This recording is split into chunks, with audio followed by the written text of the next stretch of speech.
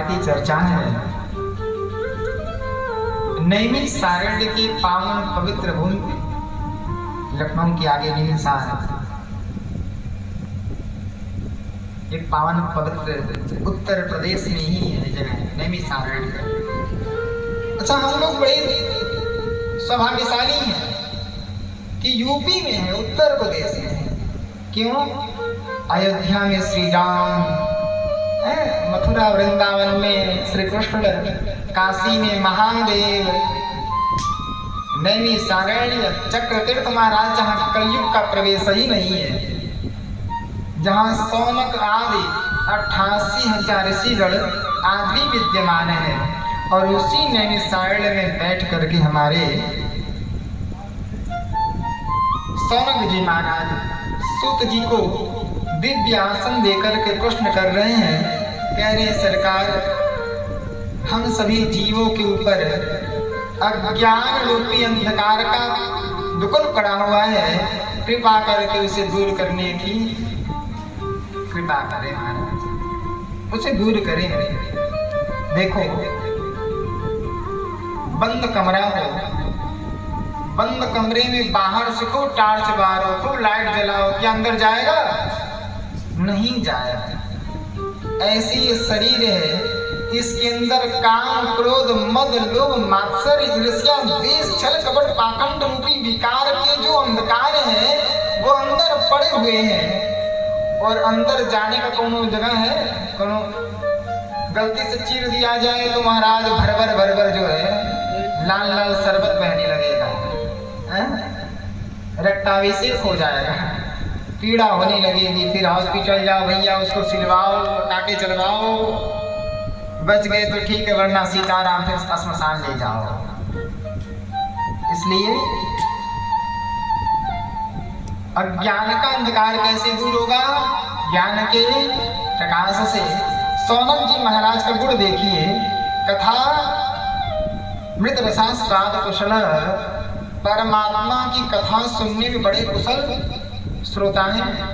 अच्छा देखो इनकी विशेषता देखो, जब वक्ता बन करके बैठते हैं तो महान ज्ञानी दिव्य कथा सुनाते हैं, और जब श्रोता बन करके बैठते हैं तो सामने 5 वर्ष का बालक है या 50 वर्ष के वृद्ध है, इससे मतलब नहीं है। वो विज्ञ होकर के भी अनविज्ञ होकर के बैठते हैं, यही ज्ञानी का लक्षण है। ये लक्षण सौनक जी महाराज है। सौनक जी ने सूत जी महाराज से प्रश्न किया, कहा सरकार, अज्ञानंवांत विध्वंस कोटि सोय समप्रभ सूताख्यायि कथा सारम मम कर्ण रसायनम। हे सूर्य महाराज, आपके पास जो करोड़ों सूर्य के प्रकाश के समान ज्ञान है, कृपा करके कथा सार ही, जैसे इतनी मोटी ग्रंथ हो, और इतनी मोटी ग्रंथ का सार कितना होगा? 1 पेज। यानी आपके पास ज्ञान का सागर है, और ज्ञान के सागर के प्रकाश से अगर एक छींटा भी, एक बूंद, और एक बूंद का 100वां हिस्सा जिसको हम सीकर कहते हैं, वह सीकर का प्रकाश भी अगर हमारे कर्ण पटल में प्रविष्ट हो गया तो अंतःकरण में प्रविष्ट होकर के अज्ञान के अंधकार को दूर कर देगा, ज्ञान के प्रकाश को प्रकाशित कर देगा। इसलिए भगवान जगा दीजिए। कहाँ चली जा रही हैं? अरे चली जा रही है उम्र धीरे धीरे, चली जा रही है उम्र धीरे धीरे, चली जा रही है उम्र धीरे धीरे, चली जा रही है उम्र धीरे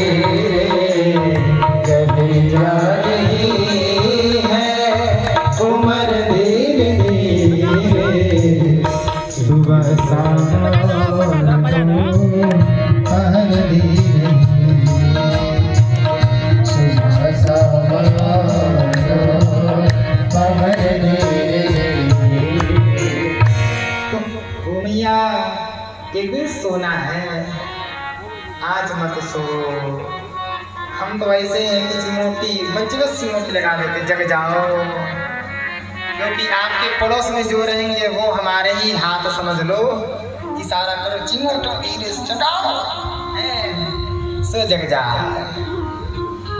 कहाँ थे? कथा कहाँ सुन रही थी?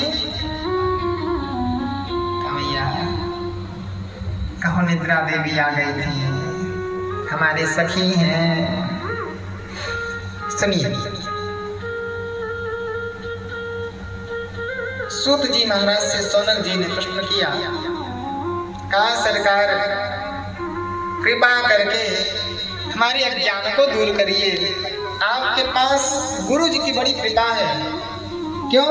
क्योंकि किसी को चिंतामणि मिल जाए और चिंतन करो तो वैकुंठ को भी, जो वहाँ पे स्वर्ग में जो अमृत है वो भी प्रकट कर देगा। कल वृक्ष मिल जाए, कल्पना करो तो सर्वस्व स्वर्ग की संपदा भी ला करके सामने प्रकट कर देगा। लेकिन करोड़ों करोड़ कल्प वृक्ष और करोड़ों चिंतामणि मिल करके भी वैकुंठ को नहीं दे सकते। वैकुंठम योग दुर्लभम, जो बड़े बड़े योगियों को दुर्लभ है वह केवल प्रयक्षते गुरु प्रीतो, गुरुदेव भगवान की कृपा से सुलभता से प्राप्त हो जाता है। तो आपके ऊपर पूज्य गुरुदेव श्री वेदव्यास भगवान की महती कृपा है और आप व्यास जी की कृपा पात्र शिष्य हो, इसलिए जो ज्ञान का प्रकाश है वो हमें सुनाओ कि कर्ण के द्वारा ही अंतःकरण में जा सकता है और अज्ञान दूर हो सकता है। सूत जी महाराज समझ गए। सूत जी ने कहा सावधान नया श्री, सावधान हो जाओ। क्यों?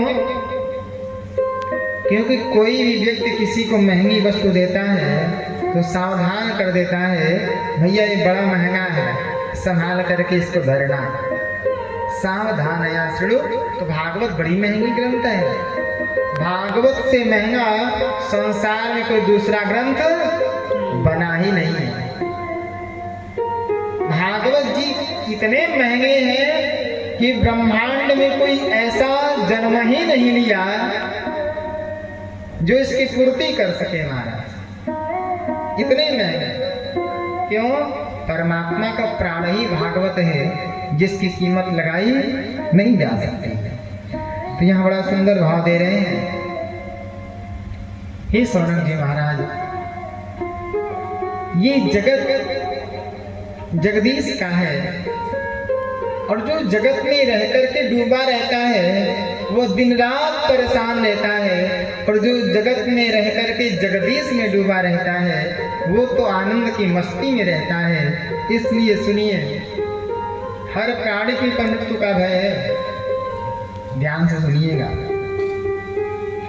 काल व्याल मुख ग्रास त्रास निर्णास हे कवे, काल व्याल मुख ग्रास त्रास निर्णास हे कवे, श्रीमद् भागवतम शास्त्रम कालोकीर्णभासितम,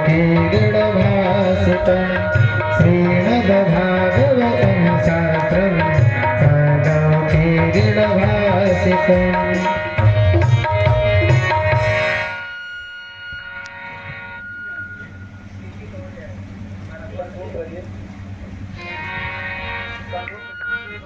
हम सभी काल के मुख में बैठे हुए हैं। काल जब चाहेगा अपना मुख बंद कर लेगा और हमारे प्राण समाप्त हो जाएंगे। यही काल है, यही उसकी जिह्वा है, और काल के मुख में उसकी जिह्वा पर हम बैठे हुए हैं। जब चाहेगा जिसको चाहेगा सीताराम कर देगा। तो काल व्याल मुख ग्रास त्रास निर्णास हे तवे, लेकिन इस त्रास से, इस निर्णास से, इस माया से बचने का मात्र एक उपाय है, श्रीमद् भागवतम शास्त्रम। भागवत को कोई ग्रंथ नहीं कहा गया, कथा नहीं कही गई, पुराण नहीं कहा गया, क्या कहा गया? शास्त्रम।